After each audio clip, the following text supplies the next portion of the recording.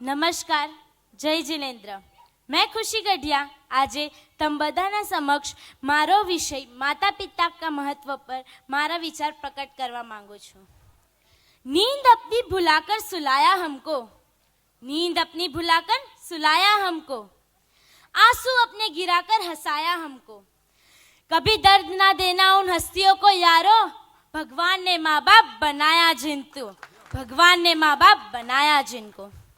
आजकल कई लोग अपने कामों में इतने व्यस्त और मग्न हो जाते हैं कि अपने माता पिता और परिवारों को वक्त ही नहीं दे पाते. जहाँ तक मेरा मानना है कि माता पिता को पैसों से अधिक प्रेम और सम्मान देना चाहिए, क्योंकि उन्हें प्रेम और सम्मान की अधिक ज़रूरत है. इसीलिए हम सबको उनके प्रेम और सम्मान के लिए वक्त निकालना चाहिए और उनके पास बैठकर 2 पल उनकी बातें सुननी चाहिए.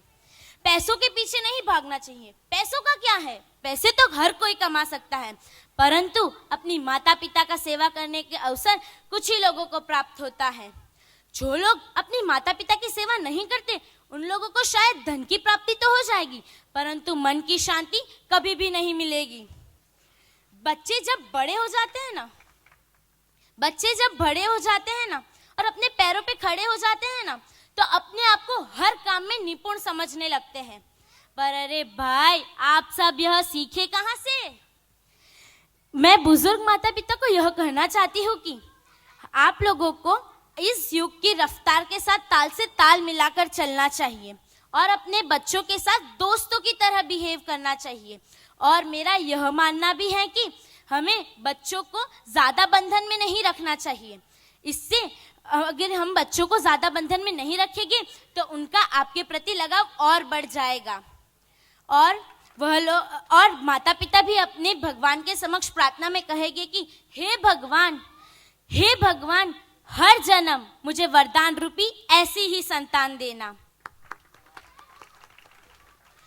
कई लोग माता पिता जब जीवित होते हैं तब उनकी सेवा के लिए वक्त नहीं निकालते, परंतु उनके गुजरने के बाद पछताते हैं. ब्राह्मणों को भोजन खिलाते हैं, पीपल देव को जल चढ़ाते हैं, कौवे को खीर पूरी खिलाते हैं और न जाने क्या क्या करते हैं. परंतु यदि वह लोग जीवित माँ बाप की सेवा करें तो उन्हें यह सब कुछ करना ही नहीं पड़ेगा. आज की जनरेशन के लोग फेसबुक व्हाट्सएप पे फादर्स डे मदर्स डे पे पोस्ट करते हैं, शेर और शायरियाँ फॉरवर्ड करते हैं, परंतु कई लोग अपने घर में बैठी माँ के लिए 500 रुपए की साड़ी तक लाकर नहीं दे सकते. परिवार में मतभेद तो होते ही हैं, पर इसका मतलब यह थोड़ी कि हम अपने खून के रिश्ते तोड़ दें, हम अपने खून के रिश्ते भूल जाएं.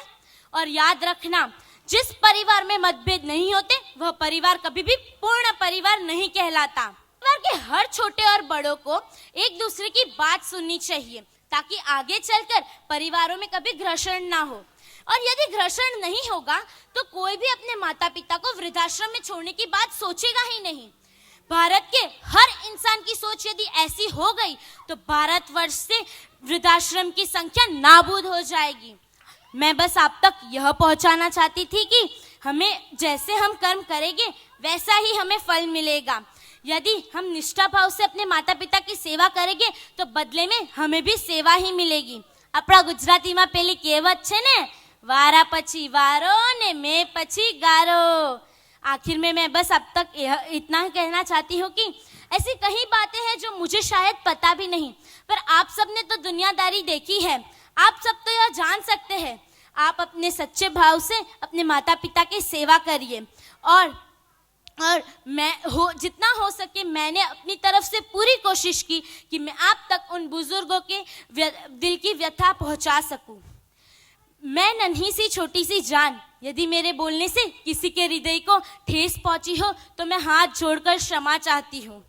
અને તેવા જ તમે લોકોએ મારી વાત ધ્યાનથી સાંભળી તે બદલ તમારો ખૂબ ખૂબ આભાર. તેમજ મારા ઘર પરિવારના વડીલોનો मैं ખૂબ ખૂબ આભાર વ્યક્ત કરવા માંગુ છું કે તે લોકોએ મને અહીંયા આવી અને મારા વિચાર પ્રકટ કરવા માટે પ્રોત્સાહન આપ્યું.